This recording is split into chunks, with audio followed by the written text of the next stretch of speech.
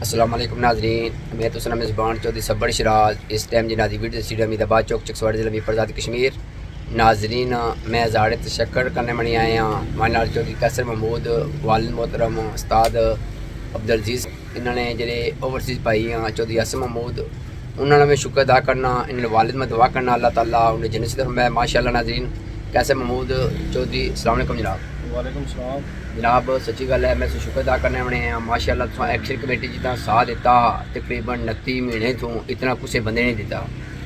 बाकी अल्लाह पाक से खुश रखे तो जरा सौ दी गड्डी भी खन्ने नाल जनरेटर नाल खन्ने लाइटा भी लाने रहे माशाअल्लाह फीसबिल्ला करने अल्लाह पाक से खुश रखे। अगर तुम भाइये ना चौधरी यासर महमूद जिक्र ना करना जहरा साड़ी स्पोर्ट ज़्यादा वो भी करना रहा तुम टाइम दुकान बंद करने रहे कोई कुछ खर्चा करने रहे अल्लाह पाक से दोवें की रोज़ी बरकत फरमाए। तो बाकी सो क्या मैसेज देना चाहने हो जो एक्शन कमेटी कम किते हैं सारी 38 डिमांड्स हैं बाकी 4-5 और डिमांडा सो पूरी करते वाले सो क्या मजीद शार्ट जी लफ्ज़ पाना चाहने कि सही लभने चाहिए साखी नहीं लभने चाहिए।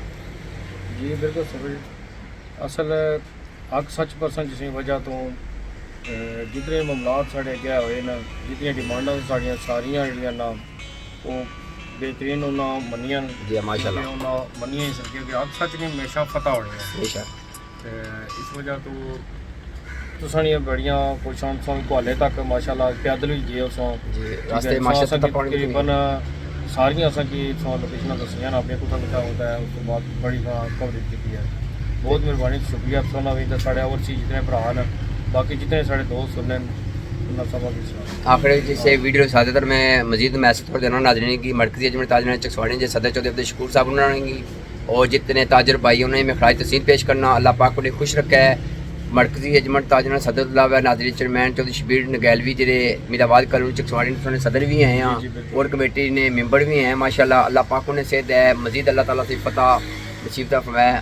दुआ यह है कि अल्लाह ताला सब हक सच लिखने बोलने दसने तफीक फरमाए। जेडे साफ़ी हज़रात जिन्हें सारे सपोर्ट करती अल्लाह पाक उन्हें भी खुश रखे।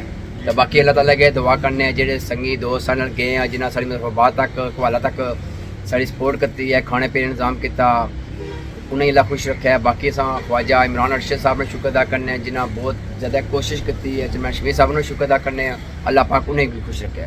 और कोई मैसेज देना चाहना जनाब? असा जितनी टीम है जो वर्क करने माशाअल्लाह उन्होंने बहुत मेहनत की है तो इंशाअल्लाह अस अगे भी नैक्सट जो कोई मामलात हो इंशाअल्लाह पूरा तावन कर जो ना करने लगे तो माशाअल्लाह सारी टीम है तो बड़ा टाइम लगे। बहुत मेहरबानी जनाब, शुक्रिया।